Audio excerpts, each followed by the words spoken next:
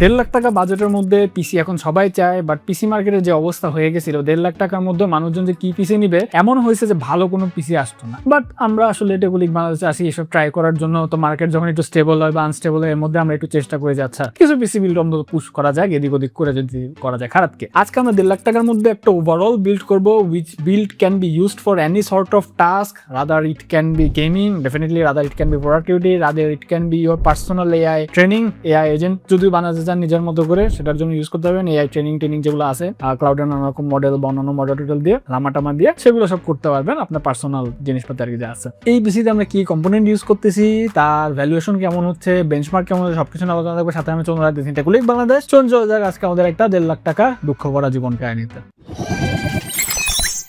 এই বিল্ডে আমরা প্রসেসর হিসেবে যেটা ইউজ করতেছি ডেফিনেটলি আমাদের Ryzen 7 7700 যেতে হচ্ছে, কারণ এখানে আমরা জিপিইউ হিসেবে একটা হাই ক্যালিবারের জিপিইউ নেওয়ার ট্রাই করতেছি, কারণ জিপিইউ ভালো থাকা মানে বিল্ডের লংজিভিটি অনেক বেশি বেড়ে যাবে, এটা আপনারা সবাই জানেন। 7700 নিয়ে বেশি কিছু বলার নাই। 8 কোর 16 থ্রেডের এই প্রসেসরটা Ryzen সিরিজের one of the legendary processor, আমাদেরও খুব প্রিয় প্রসেসর। এবং এই প্রসেসরের সবচেয়ে ভালো জিনিস হচ্ছে যে আপনার 5.2 GHz বুস্ট ক্লক স্পিড তো আছেই, যে কোনো ধরনের ফ্ল্যাগশিপ জিপিইউর সাথেও কিন্তু মোটামুটি বটলনেক এরায় ভালো একটা performance for long time sustain করে দিতে পারে। এর জন্য এই প্রসেসরটা আমাদের সবার প্রিয়। 21,800 টাকার মধ্যে আপনি পাবেন one of the best processor এই লাইন আপের। এটা থাকলো প্রসেসর হিসাবে। মাদারবোর্ড হিসাবে যেটা থাকতেছে সেটা হচ্ছে Gigabyte B850M D3HP মাদারবোর্ডটা। এই মাদারবোর্ডটা নেওয়ার রিজন হচ্ছে ফার্স্ট অফ অল এই মাদারবোর্ডটা আমি একটু ডিসকাউন্টে পাইছি, 17,800 টাকার মতো এই প্রাইসটা পাইছি। এন্ড এটাতে 4টা র্যাম স্লট আর 2টা এসএসডি স্লট আছে, ভালো কথা। বাট মেইন যে রিজন যেটা নেওয়ার সেটা হচ্ছে এটা একটা ফুল ফ্লেজড আপনার একদম ফুল সাপোর্ট ওয়ালা, যেহেতু 850 chipset PCI Gen 5 motherboard. So PCI Gen 5 motherboard হওয়া মানে আপগ্রেডের হেডরুমটা কিন্তু অনেক থাকতেছে। এমনি যে জিপিইউটা নিচ্ছেন সেটা PCI Gen 5 এর জিপিইউ, যদি এটা 16GB VRAM হওয়ার কারণে হচ্ছে আপনার খুব একটা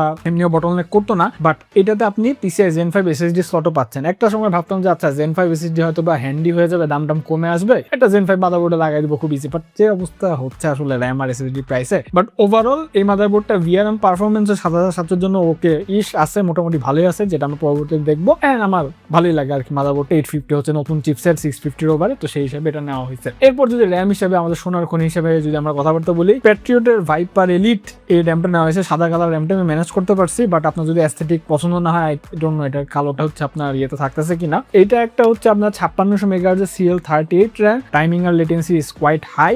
এন্ড হচ্ছে যদি আপনি দেখেন 5600 মেগাহার্টজ বাস স্পিড আমরা কম পাইতেছি, বাট র্যামের নিউ নর্মাল সিচুয়েশনে এই জিনিসটাই হয়ে গেছে। এই র্যামটার দাম মোটামুটি 19,500 টাকার মতো পড়তেছে। প্যাট্রিয়টের র্যাম ইজ আসলে এক্সপেন্সিভ আছে, বাট আমরা যদি এক হিসাবে দেখি, যদি 16GB হিসাবে বিচার বিবেচনা করি, it's fine. Performance wise it's not maybe 6000 মেগাহার্টজের CL28 বা 30 মতো, একটু তো আপনার গ্যাপ থাকবে, ল্যাটেন্সি বেশি থাকবে, বাট কি আর করা, র্যাম যে দিতে পারতেছে এখন বিল্ডে এটা একটা বড় বিষয়। আর এসএসডি হিসেবে যদি কথাবার্তা বলি, এসএসডি হিসেবে আমরা যেটা নিচ্ছি সেটা হচ্ছে কিংসপেকের Oneboom Pride X400 2280 এসএসডিটা আমরা রিভিউ করছিলাম। It was quite a nice SSD, speed is really high, স্পিডের সাস্টেনিংও ভালো। DRAM ক্যাশ ছাড়া এসএসডি 512GB আমরা নিচ্ছি, 8000 টাকার মতো পড়বে। বাট এসএসডি যে আমরা ফার্দার কেমন টেম্পারেচার স্টেটাস বা হচ্ছে আপনার স্পিড কেমন থাকছে সেটা আমরা পরবর্তীতে দেখতেছি, প্যারা নেই। নাও দ্য পার্ট অফ সুপারস্টার। এই বিল্ডে আমরা জিপিইউ হিসেবে ধরে নিচ্ছি সবারই খুব প্রিয়, খুবই কুখ্যাত বিখ্যাত যেটা বলেন, বিখ্যাত বলবো আসলে, Manli GeForce RTX 5060 Ti 16GB variant GDDR7। এই জিপিইউ নেওয়ার রিজন হচ্ছে অনেক ক্ষেত্রে এমন হয়েছিল যে 5070 থেকে 5060 Ti এর দাম বেড়ে গেছিল only for the purpose of VRAM। কারণ VRAM এর কিন্তু পারপাস খুব স্পেসিফিক জায়গায় আছে, যেমন ব্লেন্ডারে যদি আপনি 8K তে হচ্ছে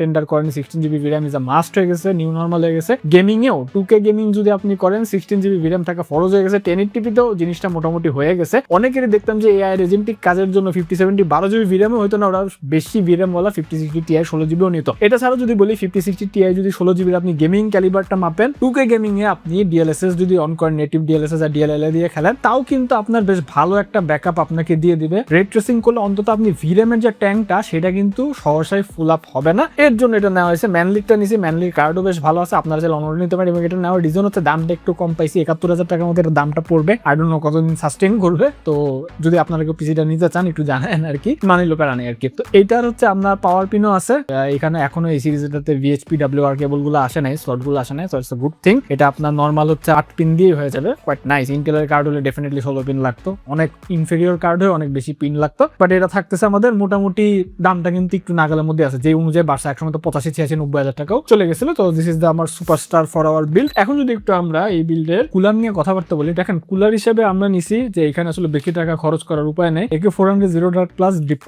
কুলার নিয়ে বেশি কিছু বলবো না। Zero dark plus is enough for 7700, এটার দামটা মোটামুটি 6700 টাকার আশপাশে পড়বে, তো এটা নিয়ে বেশি কিছু বলার নাই, এটা আপনারা জানেনই কি অবস্থা। পিএসইউ হিসেবে আমরা যেটা নিচ্ছি সেটা হচ্ছে OCPC Energia B650 watt, BZ650 watt আর কি, এই পাওয়ার সাপ্লাইটা নিচ্ছি। এই পাওয়ার সাপ্লাই হিসেবে নেওয়ার রিজন হচ্ছে maybe it's my 6th build, I don't know, আমি কনক্রিট শিওর না OCPC পাওয়ার সাপ্লাই ইউজ করতেছি, এবং যতগুলো এর আগে ইউজ করেছে কনফিডেন্ট দিস আর running very good. This power supply আমাকে OCPC থেকে আমি যখন হচ্ছে নিচ্ছিলাম আর কি প্রথমবার মতো, তখন বলছিল যে এটা ক্যাপাসিটর, এগুলোতে কিন্তু মোটামুটি জাপানিজ ক্যাপাসিটর গুলো ইউজ করা হয়েছে, এবং আমি দেখছি যারা চালাচ্ছে তারাও কিন্তু ইউজাররা বেশ খুশি আছে, পাওয়ার সাপ্লাই বেশ ভালোই চলতেছে। নন মডিউলার একটা পাওয়ার সাপ্লাই, পিছনে সমস্ত পাওয়ার রেল আউটপুট দেওয়া আছে, কোনটাতে কত চিজ যাবে। আপনার হচ্ছে 80+ একটা ব্রোঞ্জ রেটিং আছে, 650 ওয়াট এই বিল্ডের জন্য মোর দেন ইনাফ। অনেকে ভয় পেয়ে যায়, ভাই এত ভালো জিপিইউ নিচ্ছেন, এত আপনি সিপিইউ নিচ্ছেন পাওয়ারফুল। ভাই জিপিইউ অনেক ভালো, but it's a very power efficient GPU. 178 watt হয়তো বা যাবে, বেশি হলে 178 180 ওয়াটের মতো, তো এর জন্য 650 watt is completely enough. But তারপর আপনার যদি মনে হয় যে ওকে ফাইন, আপনি আরো বেশি নিতে চান, সেটাও নিতে পারেন। এন্ড এটার দামটা মোটামুটি 5200 টাকার মধ্যে পাচ্ছে, তো রিজনেবল একটা প্রাইসিং এ পাচ্ছি।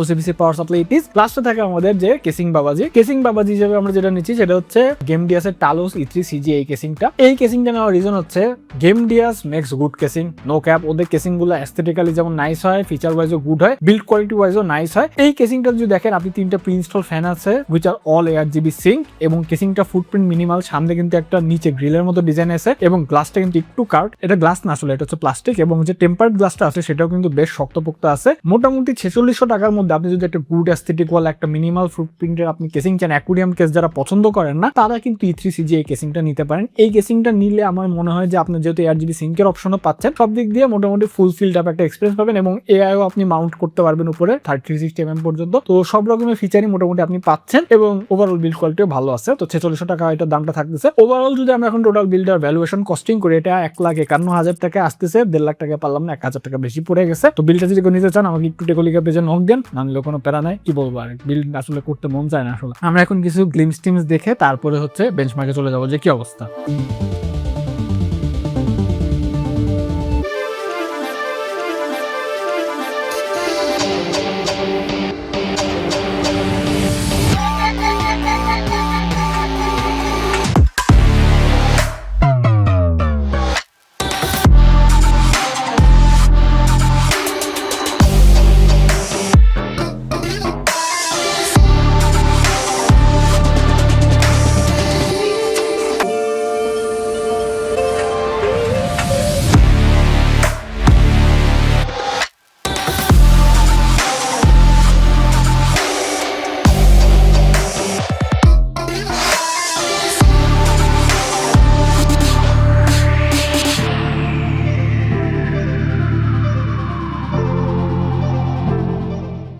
তো 1.5 লাখ টাকার এই পিসির যদি আমরা বেঞ্চমার্কটা শুরু করি, বেঞ্চমার্ক শুরু করলে যদি গিগবেঞ্চে দেখি তাহলে দেখলাম যে এখানে কিন্তু Ryzen 7 7700 স্কোরটা সিঙ্গেল করে 756 এবং মাল্টি করে 11000 প্লাস ছিল, যেটা কিন্তু গিগবেঞ্চে নতুন আপডেটের সাথে কমে আসতেছে। আমরা দেখতে পাচ্ছি এখানে কিন্তু স্কোর কিছুটা কম পাচ্ছি। নেক্সট যখন আমরা একটু ওপেন সেলে মুভ অন করলাম, 5060 Ti 16GB যে ক্যালিবারটা, সেটা বুঝতে দেখলাম যে প্রায় 1.5 লাখের মতো স্কোর পুশ করতেছে। Excellent number, no doubt. SSD আমাদের একটু আজীব নামওয়ালা, প্রাইড নামওয়ালা SSD যে স্পিডটা, সেটা দেখলাম যে সিকোয়েন্সিয়াল রিডে হচ্ছে 7032 MBps, সিকোয়েন্সিয়াল রাইটে 4626 MBps। প্রাইস অনুযায়ী যদি এসএসডি প্রাইস বাড়ছে, তারপরে কিন্তু বেশ ভালোই একটা স্পিড ডেলিভারি দিচ্ছে, অ্যাটলিস্ট প্রমিসের কাছাকাছি আছে। একটু যদি আমরা আমাদের কুলারটার যে ব্যাপার স্যাপার সেটা দেখি, তাহলে দেখলাম যে স্ট্রেস টেস্টে, অর্থাৎ 15 মিনিটের স্ট্রেস টেস্টের পরেও কিন্তু এটা প্রায় 70 ডিগ্রি সেলসিয়াসের মতো অ্যাভারেজে দিচ্ছে, 70-71 মতো ঘুরতেছিল। তো 2700 জন্য এই কুলার মোটামুটি ইনাফ, তা বলা যায়। আমরা যখন একটু 3D মার্ক স্টিল নোম্যাডে গেলাম, তখন দেখলাম যে পুরো সিস্টেমটা কিন্তু ওভারঅল 3607 স্কোর পুশ করছে, যেটা কিন্তু বেশ ভালো। অর্থাৎ 2K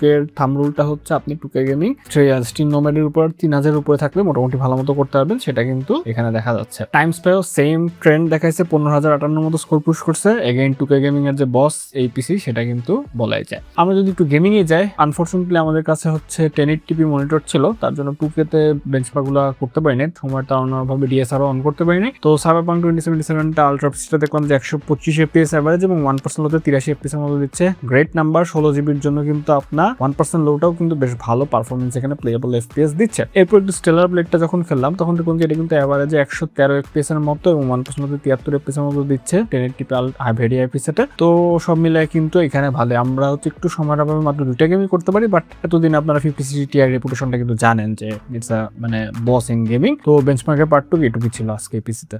তাহলে বেঞ্চমার্ক শেষে এখন যদি আমরা বিল্ডের যে দুর্বলতা নিয়ে কথাবার্তা বলি, এই বিল্ডের প্রথম দুর্বলতা হচ্ছে র্যামটা আমরা 6000 মেগাহার্টজ CL36 এর আশপাশে নিতে পারি না, একটু স্টেপ ডাউন করে নিতে হয়েছে। আর যদি ওভারঅল দুর্বলতা বিচার করি, হয়তোবা 1.5 লাখ টাকায় আমরা আগে যখন একদম খুব ভালো সময় ছিল পিসি বিল্ডে স্বর্ণযুগ ছিল তখন হয়তোবা 5070 দিতে পারতাম, but still 5060 Ti 16GB is worth downgrade না। আমি বলবো খুবই ভালো একটা কার্ড। অনেকে তো এটাতে এখনো 5060 দিয়ে বিল্ড করে, 2 লাখ টাকার বিল্ড 5060 দেয়, সেই হিসাবে ইটস ফাইন। এন্ড যদি আপনার মাদারবোর্ডটা একটু ওয়াইফাই ট্রেফে সহ নিতে চান তাহলে হয়তো বা আপনার 5-6 হাজার টাকা, 500 না একটু বেশি হয়তো বা বেশি পড়বে, সেটা আপনারা দেখতে পারেন, এটা আপনাদের পার্সোনাল চয়েস থাকতেছে। আর যদি ওভারঅল সবকিছু বিবেচনা করি, দুর্বলতা তেমন শুধু নাই, জাস্টিফিকেশন অনেক আছে। 2K গেমিং খুব ভালো মতোই করতে পারবেন, অন্তত DLSS এর হেল্প নিয়েও খুব ভালো মতো করতে পারবেন। এটা ছাড়া আপনি যে কোনো ধরনের কাজ, সেটা ব্লেন্ডার হোক, 3D মডেলিং হোক, এনভিডিয়া জিপিইউ, মানে আপনি ওভারঅল সব দিকে চলে গেছেন, আপনার কোনো চিন্তা নাই, সবই আপনি খুব নাইস ভাবে করতে পারবেন। তো বিলটা এখানে শেষ করতেছি। নিচে আমাদের গ্রুপের লিঙ্ক দিলাম, টেকলিক বাংলাদেশ। দেখা হবে অন্য কোনো ভিডিও।